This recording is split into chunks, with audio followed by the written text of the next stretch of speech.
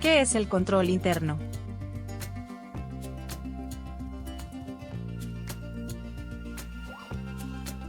Según Whittington y Pani, el control interno lo definen como los pasos que toma una empresa para prevenir el fraude, tanto la malversación de activos como los informes financieros fraudulentos. Otros admiten su importancia en la prevención del fraude, pero creen que contribuye además a garantizar el control de la manufactura y de otros procesos.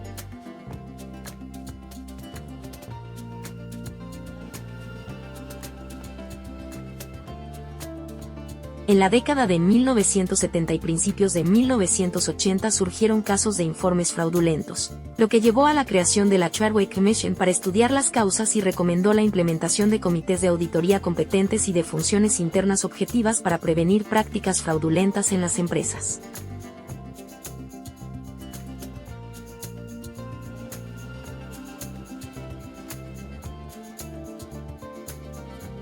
Definición de control interno. Proceso realizado por el Consejo de Administración, los directivos y otro personal, cuyo fin es ofrecer una seguridad razonable de la consecución de los objetivos en las siguientes categorías: confiabilidad de los informes financieros, eficacia y eficiencia de las operaciones, y cumplimiento de las leyes y regulaciones aplicables. El control interno es un medio para lograr metas, no un fin en sí mismo. Los individuos, no los manuales, implementan el control interno.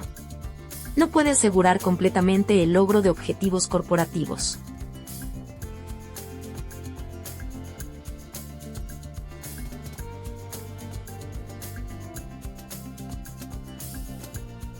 El control interno abarca la consecución de objetivos financieros, operativos y legales, incluyendo la delegación de autoridad y la asignación de responsabilidades. También implica la preparación, verificación y distribución de informes y análisis para mantener el control sobre las actividades de la corporación.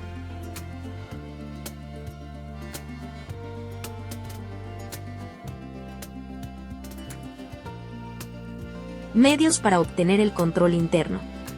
El control interno varía mucho entre las organizaciones, según diversos factores como el tamaño de la empresa, la naturaleza de las operaciones y los objetivos de la misma. Estas características son consideradas esenciales para el buen control interno y se incluyen componentes que son: ambiente de control, proceso de evaluación del riesgo, sistema de información aplicable a los informes financieros y a la comunicación, actividades de control, monitoreo de los controles.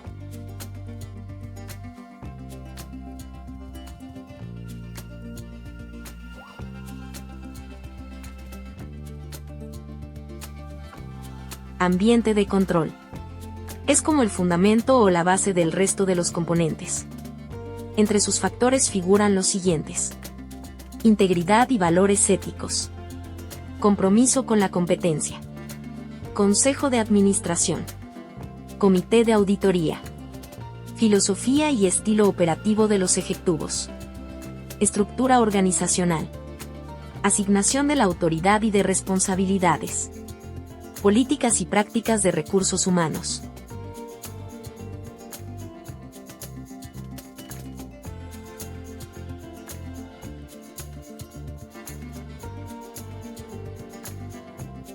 Integridad y valores éticos.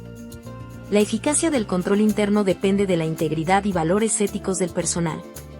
Normas éticas desalientan actos deshonestos, inmorales o ilegales. La compensación basada en ingresos reportados puede incentivar conductas inapropiadas. La falta de controles adecuados aumenta el riesgo de falta de división de obligaciones.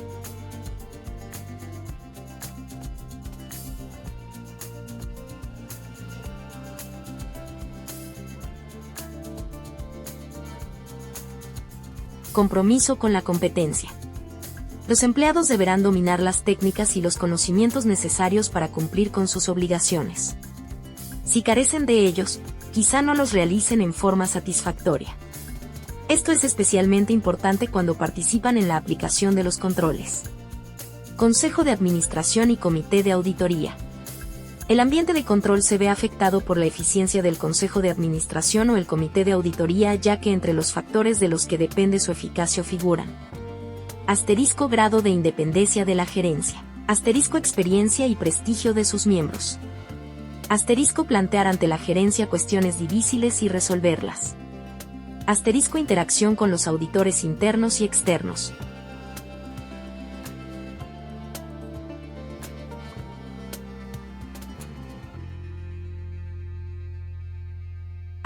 En las empresas registradas en la SEC, la SAROC exige que el comité de auditoría se encargue de nombrar, compensar y supervisar la labor del despacho de auditores, resolver desacuerdos que pueda haber con la gerencia.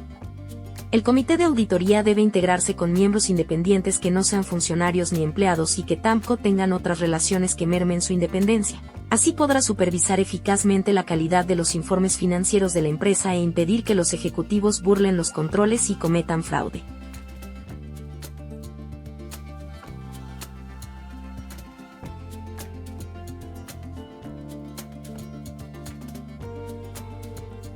Filosofía y estilo operativo de los ejecutivos. Filosofías y actitudes de los directivos hacia los informes financieros y riesgos de negocios. Algunos son extremistas, otros conservadores. Una organización formal establece políticas y procedimientos por escrito para controlar las actividades ejecutivas.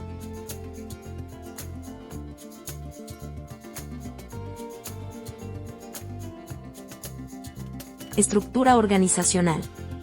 Una estructura bien diseñada ofrece la base para planear, dirigir y controlar las operaciones. Divide la autoridad, las responsabilidades y obligaciones entre los miembros de la empresa resolviendo cuestiones como la toma centralizada y descentralizada de decisiones. La estructura organizacional debería dividir las responsabilidades de autorizar las transacciones, sobre todo las de tipo financiero. Llevar registros de transacciones. Custodiar los activos. Los gerentes de los principales departamentos deberán tener igual rango y reportar directamente al presidente o vicepresidente ejecutivo.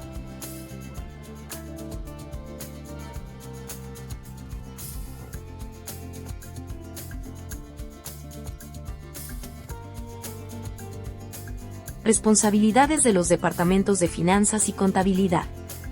La división entre funciones contables y operativas. El Departamento de Finanzas se encarga de operaciones financieras y custodia de valores bajo el tesorero. El Departamento de Contabilidad, bajo el controlador, registra transacciones y diseña e implementa el control interno. Asignación de autoridad y de responsabilidades. Para mejorar el ambiente de control, los directivos preparan descripciones de puestos y definen claramente la autoridad y la responsabilidad en el seno de la organización. También se establecen políticas que describen las prácticas correctas de negocios, los conocimientos y la experiencia del personal clave, así como el uso de los recursos.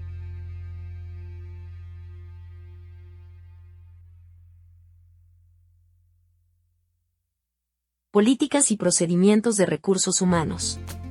Las políticas y prácticas de recursos humanos, como la contratación basada en competencia y ética, impactan en el ambiente de control interno y la empresa en general.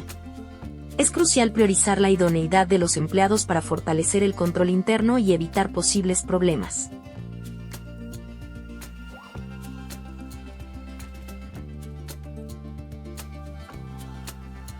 Componentes de un buen control interno. Proceso de evaluación del riesgo. Esta sirve para describir el proceso con los que los ejecutivos identifican y responden a los riesgos de negocios que encara la organización y el resultado de ellos. A los auditores externos les preocupan, principalmente, los riesgos relacionados con los objetivos de obtener informes financieros confiables. Los peligros al preparar los estados financieros conforme a las NIF o conforme a los principios de contabilidad generalmente aceptados en Estados Unidos. Los siguientes factores podrían indicar un mayor riesgo para el cliente en este aspecto. Cambios en el ambiente regulatorio u operativo de la organización. Cambios de personal. Sistemas de información nuevos o modernizados.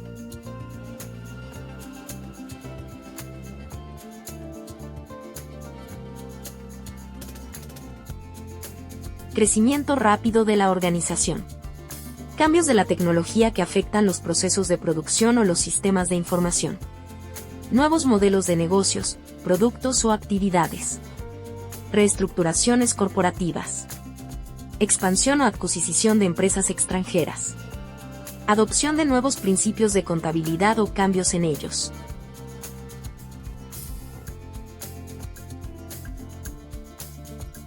El sistema de información contable se compone de los métodos y de los registros establecidos para incluir, procesar, presumir y presentar las transacciones y mantener la responsabilidad del activo, del pasivo y del patrimonio conexo.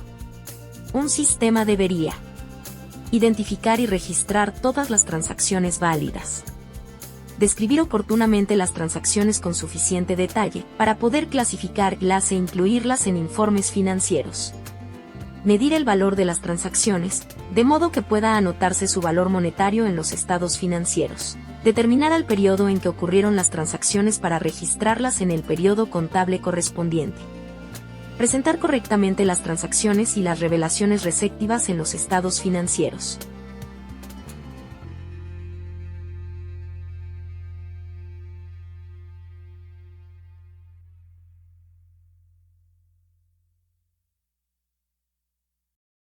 En el sistema ordinario de registros, el sistema de información contable deberá incluir un catálogo de cuentas y manual de las políticas y procedimientos para comunicarlas más fácilmente al personal.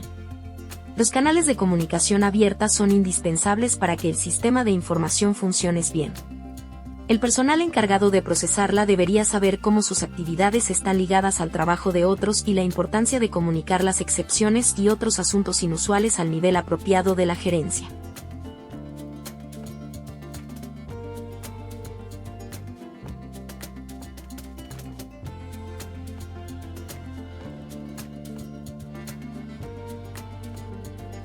Las actividades de control. Las actividades de control en una organización, como la auditoría de los estados financieros, incluyen evaluaciones de desempeño, controles de información, controles físicos y la segregación de funciones para garantizar el cumplimiento de directrices y la gestión de riesgos.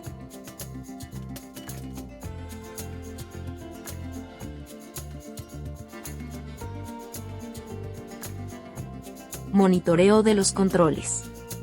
Para monitorear pueden efectuarse actividades permanentes o evaluaciones individuales. Se encuentran las de supervisión y administración como la vigilancia continua de las quejas de los clientes, o revisar la verosimilitud de los informes de los ejecutivos.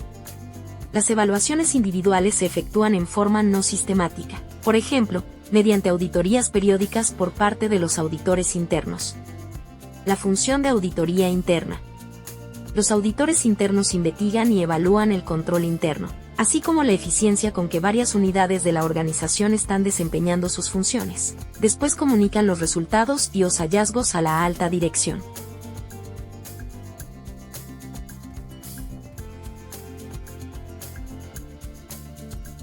Limitaciones del control interno. Hablando de la aplicación de controles, también pueden cometerse errores, porque no sean bien entendidas las instrucciones, por juicios incorrectos, por negligencia, distracción o fatiga.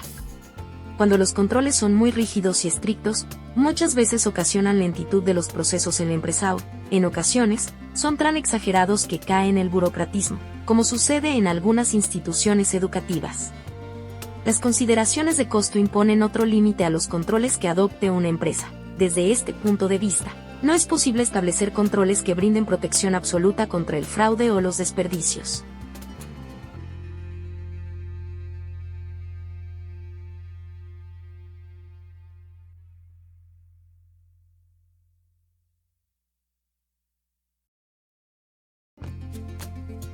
Conclusión.